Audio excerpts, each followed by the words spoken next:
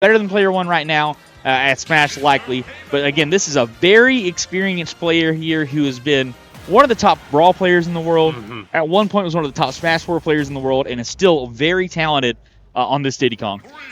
That's what I was about to say. It doesn't even necessarily matter if they're necessarily in practice right now. Player-1 is such a force of nature on Diddy Kong. You always have to count them into this fight. Starting on Smashville, moving away from PS2, I do like this for Player-1 specifically. It's good as well for Dusk, but look at how Player-1 is able to control this space with the banana, denying an entire area of the stage, and still able to just oppress Dusk. Yeah, both of these characters players have a lot of respect for each other. They're not just gonna gentleman it to a first stage. They are gonna try to get an advantage here with their picks and bans, and that's exactly what they're doing here. This is what Dusk likes to do, though.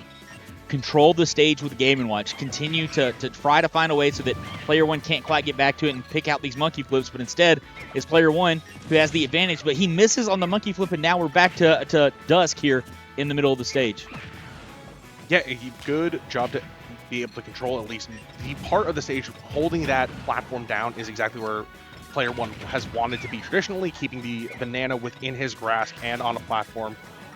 It's a great way to set up a trap and force Dusk to approach, but overall, it is a good combination of the pop gun and using the banana to at least harass the shield options and not allow Dusk to just push some of these options that Game & Watch is traditionally able to harass you with.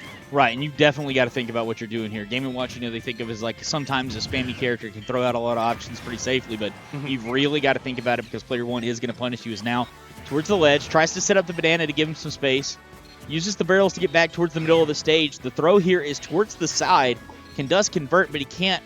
Player-1 with the early up B back to the middle of the stage. Yeah, doing a good job getting back to the stage, and both at high percent. I want to see how Dusk is able to at least enact their ledge trap here, whether it's constantly looking for a back air or using a delayed bomb to try and set up Player-1. I do like how he is currently zoning off the bomb and trying to force the reversal with Player-1. Really tight spot on the ledge, and Player-1 takes that first stock. Really well executed and good use of the tilt to try and clean up. Yeah, setting it up on the ledge right there where Dusk is not going to have the invulnerability forever, and calling out his options, getting that F tilt, getting the first stock is Dusk. Looking now to see if he can find something here. Almost a combo started, but that up B from Game & Watch is going to be an issue, I think, for Player-1 in this matchup. It's going to be hard to get those extended combos because of that. Player-1 having a good enough wherewithal to know can't even attempt to contest the recovery there and just trying to reset it to the other side. Right. Really a great sign of how much mastery he has as a Diddy player. It's great to see how he's able to not only continue to oppress with options like the back air right there, pulling into the forward air. Player-1, and again, use of the bucket, just like we were talking about earlier, how I want to see how that is going to play out in the item play. Player-1 just really playing a solid and fundamental game against Dusk right now. He really is. And again, this is what I'm talking about. Player-1 not likely to be seated as high as Dusk. Dusk is definitely going to have a higher seed here, but the experience on the side of Player-1 is coming into play. Able to adapt his Diddy play here and just control the stage. And I think this is a good stage choice for Diddy, actually, and he's made it work very well. Dusk really needs to get a stock going here. If he gets a stock here, I think he's going to feel better about it. Maybe have a chance to win this game, but 5 games is a long set, Dusk. You need to be able to give yourself some confidence with some stocks early. Yeah, you have to be able to get some stocks early, but Dusk is a player as well that can learn and adapt quickly. I do like to think that this is a great chance for Dusk to just kind of gather information and see how Player-1 is either going to fully use this map or how their play style has adapted against them specifically. Yeah, doing a good job here, getting some extended combos going, but still not a ton of percentage on Player-1. He's got to feel comfortable with that position he is in. Just going to use his maneuverability and frame data to get around here to try to poke at, get a little bit of percentage onto this Game & Watch. Not one of the heaviest characters in the game. Eventually a tilt, a back air. Going to take a stock here and going to take the first game for Player-1, so Dusk has to be very careful. Banana into F smash, that's definitely going to do it. And Player-1 with a minor upset here, taking the first game off of Dusk. Yeah, and it's not like Player-1 came out of the woodwork and was an unranked player. They were at the pinnacle or near the top of Georgia during Ultimate, like you said, in 4 as well as Brawl. They were a season. They haven't changed their character at all. It has been Diddy all the way through. So there is years and years of experience on Diddy. Going back to Game & Watch, I didn't see exactly where the stage change was, but possibly moving to a larger stage might behoove Cole, I think. Yeah, I think Dusk right here really wants to get something with a little bit more space on it, and it is a clone of Smashville, but it's a little bit bigger. I think that's probably a good option for him here.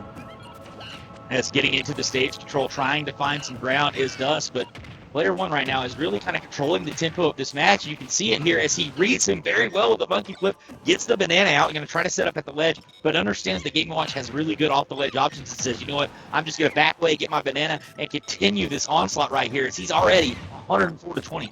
Yeah, one of the better things is how Dusk or Player-1 is playing.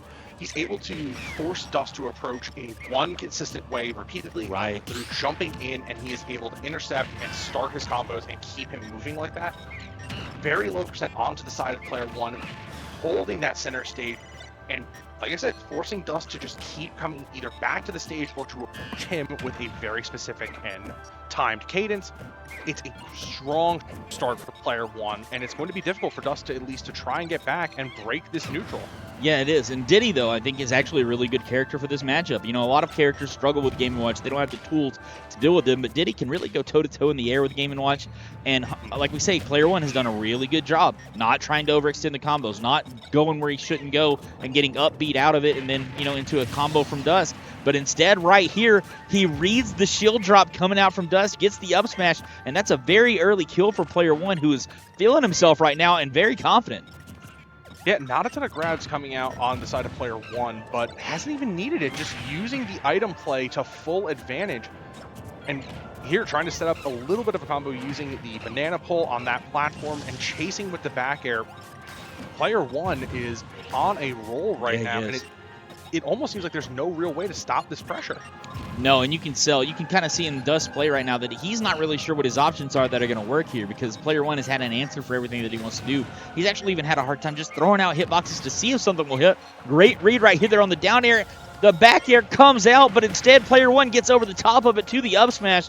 Not dead just yet off the top of the stage. Little trip into a banana yet again, and you cannot give Player-1 those setups. He is going to kill you with that banana play. Dusk taking a quick second to compose themselves and think about how to maybe change the tempo of this game. Player-1 has been all over Dusk, oppressing this shield, using the banana constantly to whittle away little by little, and using some of these hitboxes like the forward air and the back air to just constantly oppress Game & Watch. This is typically the behavior that we see of Game & Watch, whether it's using the up B to try and oppress people out of your shield or using Nair or other options. It's not uncommon that we see Game & Watch just kind of being pushed into a corner like this. Yes, it is. F-Tilt, though, comes out, does finally get a stock here for Dusk, which is good to see for him.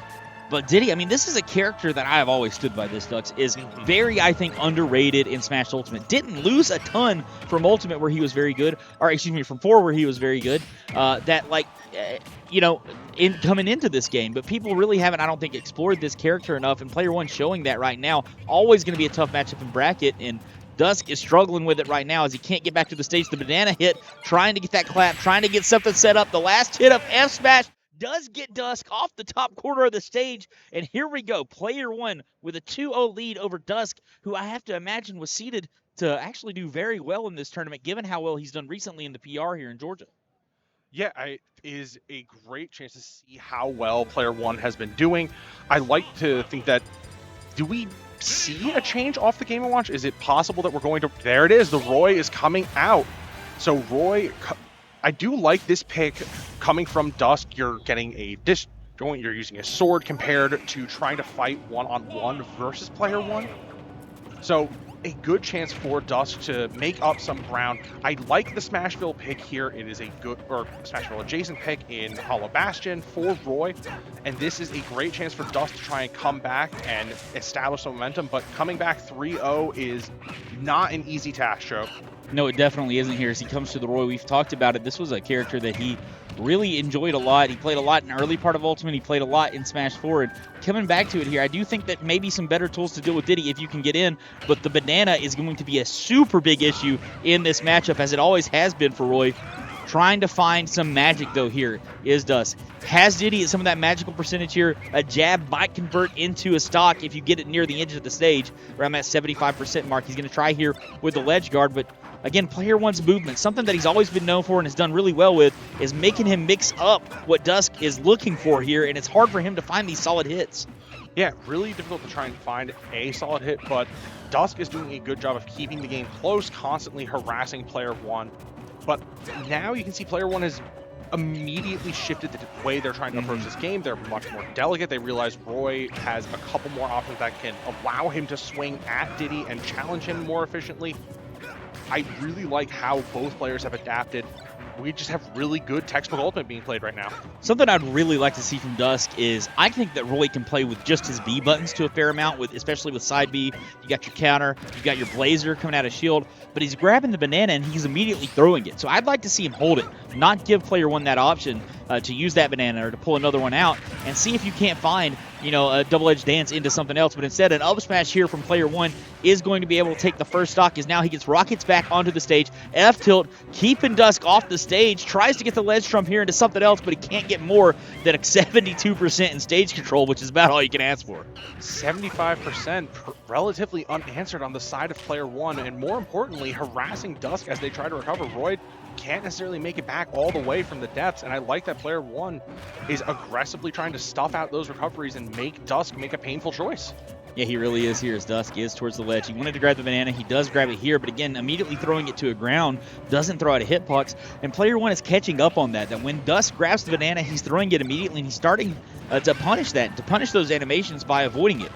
As now, toward the bottom of the stage, going to go all the way to the other side. Dusk does get over there in time, but he gets a reversal on right here. Player One near the edge with the banana drop, throws another one off towards the side of the stage, and Diddy on the ledge is a dangerous position to be in, but Dusk does make it back here, gets the forward air, but it's not quite enough just yet. Yeah, doing a really good job of holding Diddy at least on the side of the stage. Player One makes it back, but has to fight their way out of the corner. Pop gun, don't think that was the correct option at this time, but good way with the rising fair to make it back to the stage. Both players at a really, really dangerous percent where anything can start to convert. Yes, he can here. Up here, though, into the back here, and Dusk is going to be able to get that stock, but 150%. Got to be careful here in these iframes for Player One. Does get the extension out of those. F-air over the top of that shield. Looking for a banana combo into a forward air, and there we go. Player One back with a stock lead. He has a full lap on Dusk right now. Full lap on Dusk as well, but now just constantly racking up this pressure. Almost looking like he's trying to exploit Dusk for making any aggressive plays to try and come in on his zone. A great use of going back to using aggressive bananas to poke him out. Player One in complete control. Dusk might need to just slow down a little bit and look for some of those landing aerials like you talked about, but yeah, got to get out of the blender first. Yeah, I think that Dusk is starting to right now get a little bit shook. Everything that he has tried against Player One has been countered here. That F smash almost ending his life. You're going to get the banana into it, and Player One with a 2-stock to end the set. 3-0 versus Dusk. Impressive stuff here as Player One looks to make a big run at MomoCon 2024. Player One doing a great job. I do like the adaptation from Dusk going to the Roy eventually to try and at least get a different approach. We saw that the Game & Watch wasn't necessarily working. I wonder if the angle might have been on a different stage, but we don't necessarily know what Player One was banning away. Maybe he took away Town and City, he took away other options that Dusk was trying to look for, but